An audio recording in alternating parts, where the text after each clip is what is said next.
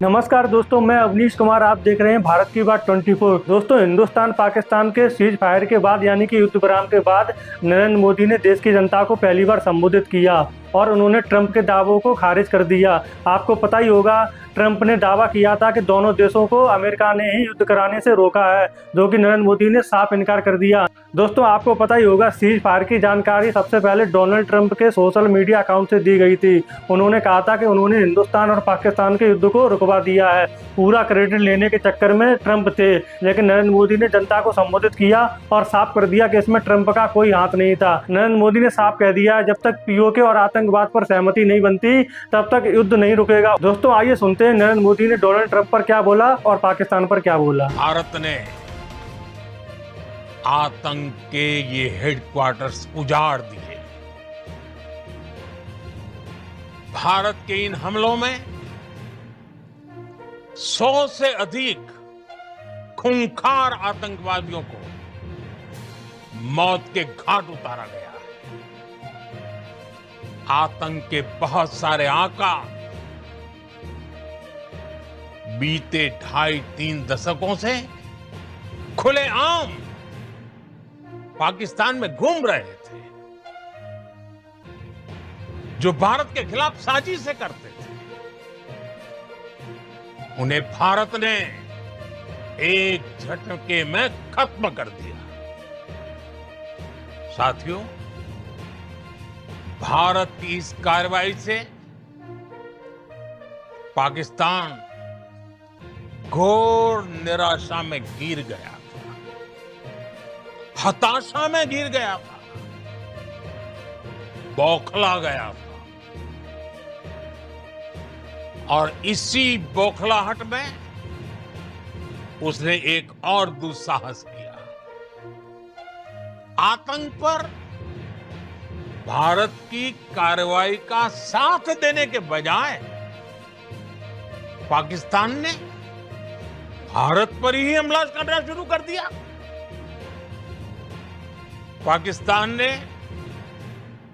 हमारे स्कूलों, कॉलेजों, गुरुद्वारों को, मंदिरों को, सामान्य नागरिकों के घरों को निशाना बनाया। पाकिस्तान ने हमारे सैन्य ठिकानों को निशाना बनाया।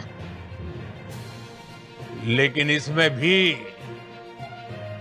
पाकिस्तान खुद बेनकाब हो गया। दुनिया ने देखा कि कैसे पाकिस्तान के ड्रोन्स, पाकिस्तान की मिसाइलें भारत के सामने तिनके की तरह बिखर गई। भारत के सशक्त एयर डिफेंस सिस्टम ने उन्हें आसमान में ही नष्ट कर दिया। पाकिस्तान की तैयारी सीमा पर वार की थी, लेकिन भारत ने पाकिस्तान के सीने पर वार कर दिया। भारत के ड्रोन्स, भारत की मिसाइलों ने सटीकता के साथ हमला किया।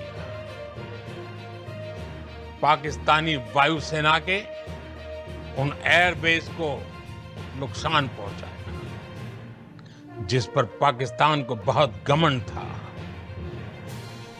भारत ने पहले 3 दिनों में ही पाकिस्तान को इतना तबाह कर दिया, जिसका उसे अंदाजा भी नहीं था। इसलिए भारत की आक्रामक कार्रवाई के बाद पाकिस्तान बचने के रास्ते खोजने लगा। पाकिस्तान दुनिया भर में तनाव कम करने के लिए गुहार लगा रहा था। दोस्तों आपने नरेंद्र मोदी को सुना ही होगा। अगर हम बात करें डोनाल्ड ट्रंप की, तो डोनाल्ड ट्रंप अमेरिका के राष्ट्रपति जरूर हैं, लेकिन बिना सोचे समझे कुछ भी बोल देते हैं। दोस्तों डोनाल्ड ट्रंप ने यह भी बोला था कि कश्मीर का 1000 साल का मुद्दा है, वो उसे सुलझाएंगे।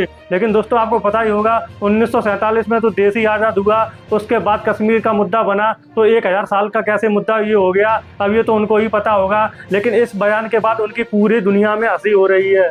दोस्तों इस पूरे मुद्दे पर आपकी क्या राय है, कमेंट सेक्शन में कमेंट करके जरूर बताएं। जय हिंद, जय भारत।